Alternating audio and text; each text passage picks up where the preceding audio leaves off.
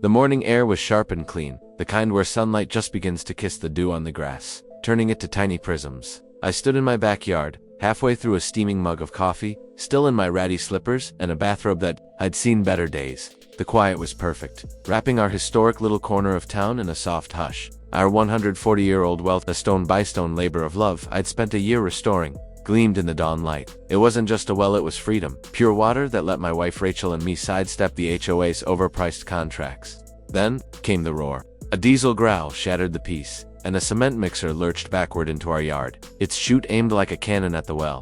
Thick, gray concrete gushed out, swallowing the ancient structure I'd poured my heart into. I froze, coffee sloshing over my hand. Standing beside the truck, in cheetah print leggings and a floppy hat, was Linda Prescott, HOA president, clutching a clipboard like a scepter. Neighborhood standards, she bellowed, her voice dripping with smug triumph.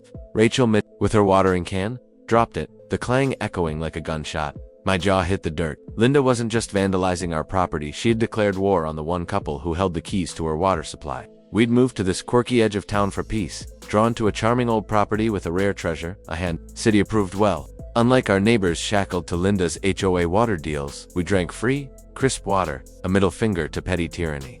Linda despised it from the moment she saw our renovation plans. Her crusade began with complaints. Well's bricks clashed with her aesthetic codes. It's pulley divisible. Then came citations, each more absurd than the last. We fought back with permits and historical society backing, winning every appeal. But Linda didn't quit. Her final email, ominously worded, read, "Last warning before community action." We laughed it off, secure in our rights. We should have installed cameras. That morning, the mixer snarl yanked me outside, barefoot. By the time I reached the well, it was 3/4 full, concrete bubbling like a witch's brew. Linda strutted away, tossing over her shoulder, "You're welcome. No more eyesore, dragging down property values." Rachel, a former city planner who'd mapped utility grids, muttered, "She just screwed with the wrong pipe." I dialed 911 vandalism, trespassing, environmental damage, but the HOA's lawyer spun it as community maintenance. The city called it a civil matter. Linda claimed board approval, backed by 3 signatures scrawled over brunch. Our neighbor Tom, who'd come to borrow a rake, gaped. "She's not just a nuisance, she's unhinged." Rachel dove into her old files, pulling a dusty binder labeled easement agreements. Her eyes lit up. Decades ago, when developers carved up this land, they agreed to a condition. The neighborhood's water flowed through a master conduit under our property. A legal clause stated that if the landowner revoked access, the city had to halt water delivery until resolved in court, a process that could take months. Linda had poured concrete, but we held the valve to her neighborhood's lifeline. I called a friend in municipal law, sending him the contract. He called back, stunned. "It's airtight. File a revocation, and their water's off. New pipeline, millions years." Rachel grinned like a chess master. 48 hours to grovel. That night, as Linda's HOA cronies toasted their victory, I sent an email to the water department. CCing the HOA due to unauthorized damage to protected infrastructure. We're suspending the easement, allowing water access through our property per contract 917K. Delivery ceases in 48 hours. Polite, precise, a ticking bomb.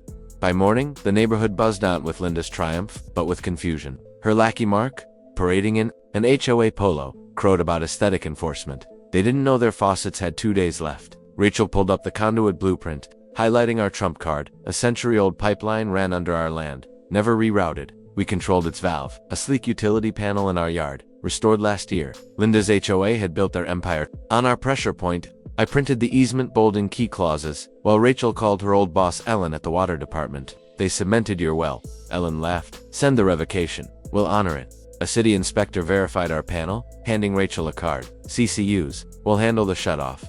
As I watered our shrubs with well reserves, Linda sauntered by, smirking. "Cleaner without that ugly well, isn't it?" I smiled. Things change fast. "Linda." She frowned but flounced off, expecting rage. I wasn't angry. I was waiting.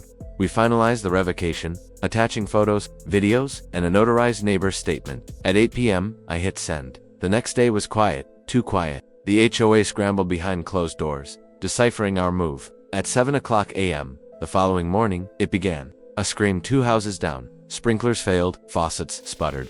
The neighborhood, chat exploded. "No water? Is the HOA broke? Linda, fix this." Linda posted a lie. "Due to municipal maintenance, water is temporarily limited." I choked on my coffee. Rachel scrolled the chaos, laughing. By 10 a.m., Linda stormed to our gate, shouting, I know what you did. I leaned against the fence. You cut off our water, Linda. We just returned the favor. Her face purpled. You can't? I shrugged. Read the contract you ignored. By noon, the HOA called an emergency meeting, but residents crashed it, demanding answers. Outside the clubhouse, I flew our drone, streaming footage for my YouTube channel. MidnightTales capturing Mark yelling, "You didn't mention a contract." A city official pulled Linda aside, her face cycling from shock to fury. Rachel sipped tea. Mercy. I shook my head. Let it sink in. Day 2 was pandemonium. Lawns withered. Toilets stalled. Water coolers vanished from stores. Linda, memo boil rainwater. Practice mindfulness sparked rage. She accused us of hoarding in the chat, so we set up a table by our gate. Free well water for non-HOA members. Neighbors lined up, elders, families, dogs. Why destroy a free well? One asked. The crowd turned on Linda. She stormed over, demanding we stop. You're manipulating them. I smiled. I'm hydrating them. Linda. Big difference. A neighbor muttered. Objection. Linda, sit down. She filed a zoning complaint, claiming we ran an unlicensed water center, but Rachel's pre-filed relief form shut it down. The zoning officer called, chuckling. She's desperate. Residents revolted, petitioning to oust Linda. Her calming video backfired when her sprinklers died on camera, a hot mic catching her snarl, "Let them dehydrate." A teen posted it online, captioned "Dry Moth Queen," hitting 700,000 views overnight. I shared the clip on MidnightTales, and the comments exploded with support. The HOA held an open meeting in the clubhouse lot. I watched from a lawn chair, drone streaming to MidnightTales. Residents roared. My kids are bathing in buckets. I flushed with pool water. A petition to remove Linda passed overwhelmingly. She screamed about protocol, but her reign collapsed. I called Ellen, signaling we'd negotiate if Linda was gone. Bet they regret that concrete, she said. By sunset, Linda was ousted. Mark, now interim president, begged us to lift the revocation. Rachel laid terms: full well repair, public apology, HOA policy, barring historic property interference. He agreed, desperate. Water flowed again. Lawns greened. Linda's house hit the market, her empire dust. We sued not for profit, but principle. Our lawyer David called Linda's beautification defense idiotic. The suit named her and the HOA, sparking panic. Insurance didn't cover malice, and board members turned on Linda, leaking her emails mocking us as well-worshipping hicks. A news segment, HOA has gone wild, aired our story on MidnightTales, and neighbors raged. She trashed history. It's about respect. The HOA settled. Full restoration. Legal fees. A bylaw amendment. Linda vanished, rumored to be hiding at her cousin's. The well was restored, stone by stone, water flowing stronger than ever. The city added a brass plaque, historic water source, tampering prohibited. Kids toured it, one calling the sign a spell against bad grown-ups. We hosted a neighbor potluck, no HOA, just community. A couple gifted wine, thanking us for holding the line. Rachel teared up. Someone asked if we'd join the board. I laughed. We just want peace. Another asked, will Linda return? I paused. If she does, our valve's ready. They laughed, but I meant it. The well wasn't just water, it was resilience. A lesson in standing firm. Linda thought she'd bury us, but she unearthed the community that learned to fight back. As moonlight hit the well, Rachel whispered, think they'll try again? I smiled. Not if they want to drink. The saga lives on MidnightTales, where I share stories of grit and triumph. Subscribe, and join the fight for what's right, one tale at a time.